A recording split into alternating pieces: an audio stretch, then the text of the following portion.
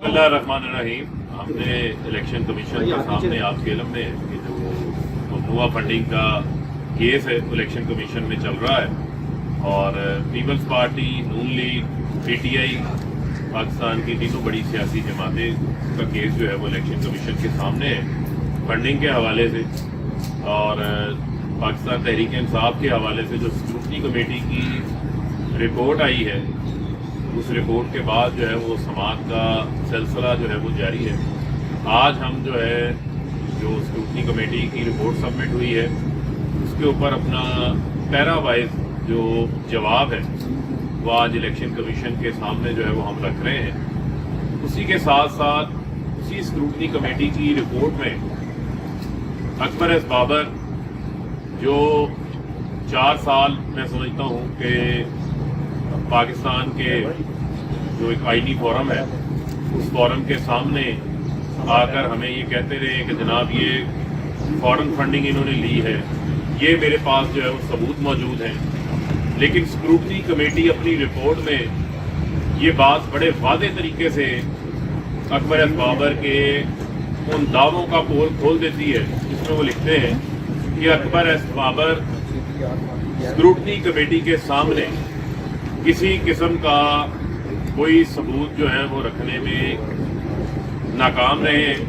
कोई ऐसा ऑथेंटिक और क्रेडिबल डॉक्यूमेंट वो नहीं पेश कर सके जिसको वो किसी कोर्ट ऑफ लॉ में पेश कर सके। तो लिहाजा अकबर एस बाबर की जो पटिशन थी, जो अकबर एस बाबर की दरख्वास्त थी, उसके साथ लगे जितने उनके दावे थे वो तमाम दावे जो है वो झूठे साबित हुए। उनके अंदर किसी किस्म की कोई क्रेडिबिलिटी नहीं थी, किसी किस्म का कोई सबूत मौजूद नहीं था। वो स्क्रूटनी कमेटी की रिपोर्ट में जो बातें लिख दी हैं उसका मतलब यही है कि वो पटिशन जो है वो फारिग होनी चाहिए। लिहाजा हमने अपना कानूनी राइट इस्तेमाल करते हुए आज हमने इलेक्शन कमीशन में एक और दरख्वास्त जो है वो दायर की है, जिसको हमारे जो वकील हैं अनवर मंसूर साहब वो आज इलेक्शन कमीशन के सामने इस दरख्वास्त को रखेंगे, जिसमें हमने ये इस्तदा की है क्योंकि स्क्रूटनी कमेटी इस बात का यादा कर चुकी है कि अकबर एस बाबर की इस पटिशन में किसी किस्म का ना कोई ऑथेंटिक सबूत मौजूद है, ना ही कोई ऐसा एविडेंस मौजूद है जो कि कोर्ट ऑफ लॉ में पेश किया जाए। लिहाजा अकबर एस बाबर को इस केस से जो है वो अलहदा कर दिया जाए और इलेक्शन कमीशन की जो स्क्रूटनी कमेटी ने जो रिपोर्ट पेश की है, जो वो कहते हैं कि हमने थर्ड पार्टी से मुख्तलिफ ज़रायों से जिसमें स्टेट बैंक भी शामिल है उससे हमने रिपोर्ट मंगवा कर हमने स्क्रूटनी कमेटी की रिपोर्ट तैयार की है। उसके ऊपर इलेक्शन कमीशन इस केस को सुनता रहे, लेकिन चूंकि अकबर एस बाबर पटिशनर थे और बतौर पटिशनर वो स्क्रूटनी कमेटी को सेटिस्फाई नहीं कर सके, लिहाजा उनको इस केस से जो है वो अलहदा कर देना चाहिए। और इलेक्शन कमीशन खुद जो है वो स्क्रूटनी कमेटी की रिपोर्ट भी मौजूद है, इलेक्शन कमीशन के मेंबरान भी मौजूद हैं, वो इस दरख्वास्त को जो है वो सुनते रहे। इसी के साथ साथ जो आज पीपल्स पार्टी और नून लीग का केस है, देखें ये तीनों केसेस यानी 2018 मार्च में पीपल्स पार्टी का पीटीआई की स्क्रूटनी कमेटी बनी, अप्रैल 2018 में यानी एक बार बाद पीपल्स पार्टी नून लीग की स्क्रूटनी कमेटी बन गई। अब 64 करोड़ रुपए का ऐसा हिसाब है जो कि नून लीग नहीं दे पा रही और 9 के करीब ऐसे उनके अकाउंट्स निकले हैं जो कि स्क्रूटनी कमेटी में जब इलेक्शन कमीशन ने हमें इजाजत दी कि आप इनके अकाउंट्स की जांच पड़ताल कर सकते हैं, तो हमने देखा कि 9 ऐसे अकाउंट्स हैं जो नून लीग ने खुफिया रखे हुए हैं, जिनमें ट्रांजैक्शंस होती नहीं है, जिनको छुपाया गया है, वो उसका जवाब देने से कासिर हैं। उनके बैंक अकाउंट्स में जो रकूम आती नहीं है उसका जवाब आज तक जो है वो नून लीग ने नहीं दिया। इसी तरह 35 करोड़ रुपए की रकूम पीपल्स पार्टी के अकाउंट में ऐसी हैं जो अनअकाउंटेड फॉर हैं, जिनका ना कोई चेक मौजूद है, ना कोई ड्राफ्ट मौजूद है, ना वो पैसे जमा करवाने वाले लोग मौजूद हैं। तो चूंकि दोनों जमातों की वारदात का तरीका एक ही है, क्योंकि किसी की पापड़ वाले निकल आते हैं, किसी के फलूदे वाले निकल आते हैं, मुर्दों के अकाउंट में भी इनके पैसे निकल आते हैं। यहाँ भी इन्होंने अपने अकाउंट्स के अंदर, पार्टी अकाउंट्स के अंदर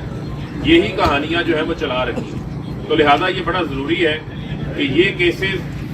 جو سیاسی جماعتوں کی فنڈنگ کے کیسز ہیں یہ آئیڈینٹیکل نیچر کے ہیں، تو لہذا قانون کی حاکمیت کے لیے اور جو سپریم کورٹ کا اعلیٰ عدلیہ کا فیصلہ تھا جس میں یہ بات بڑی واضح لکھی ہوئی تھی کہ تمام سیاسی جماعتوں کی without any discrimination according to the law, یعنی قانون کے مطابق تمام سیاسی جماعتوں کے اکاؤنٹس کی جانچ پڑتال ہونی چاہیے. میں الیکشن کمیشن سے میں نے گزشتہ سماعت میں بھی یہ استدعا کی تھی، آج پھر میں یہ استدعا کر رہا ہوں کہ جو اسکروٹنی کمیٹی کے ایک ممبر ریٹائر ہوئے جس کی وجہ سے اسکروٹنی کمیٹی ڈس فنکشنل ہو گئی، اور پیپلز پارٹی اور نون لیگ کے جو کیسز ہیں ان کے اوپر پیش رفت نہیں ہو رہی. یہ لوگ تو پہلے ہی قانون سے بھاگنا چاہتے ہیں، یہ لوگ تو پیپلز پارٹی نون لیگ کے لوگ پہلے ہی قانون سے بھاگنا چاہتے ہیں، پہلے یہ التوائیں لیتے تھے، تاریخوں کے پیچھے چھپتے تھے، بیجا تحریری حربوں کو جو ہے وہ استعمال کیا جاتا تھا. تو میں الیکشن کمیشن سے یہ استدعا کرتا ہوں کہ فوری طور کے اوپر جو ہے وہ اسکروٹنی کمیٹی کو فنکشنل کیا جائے، اور پیپلز پارٹی اور نون لیگ کے جو کیسز ہیں ان کے اوپر بھی اسکروٹنی کا عمل تقریباً مکمل ہو چکا ہے، اور اسکروٹنی کمیٹی پیپلز پارٹی نون لیگ کے کیسز میں بھی اپنی رپورٹ جو ہے وہ الیکشن کمیشن کے سامنے جمع کروائے، تاکہ میں سمجھتا ہوں کہ پتہ چلے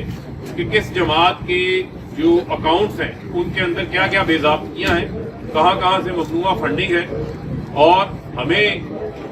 اسرائیل اور بھارت کی فنڈنگ کے تانے دینے والے میں مریم صفدر سے یہ بات پوچھنا چاہتا ہوں کہ وہ اپنی پارٹی اکاؤنٹس کے اوپر آگے کیوں نہیں بات کرتی، بلاول اپنی پارٹی اکاؤنٹس کے اوپر آگے کیوں نہیں بات کرتے، آئے نہ آگے جواب دیں، کیوں راہ فرار اختیار کی ہوئی ہے ان دونوں نے. اور میں ان کو یہ چیلنج آج پھر کرنا چاہتا ہوں کہ ہم نے اپنے تمام جو ہے وہ ثبوت بھی فراہم کیے. پاکستان تحریک انصاف وہ واحد سیاسی جماعت ہے جس نے پولیٹیکل فنڈ ریزنگ کا جو ہے وہ کانسیپٹ دیا ہے،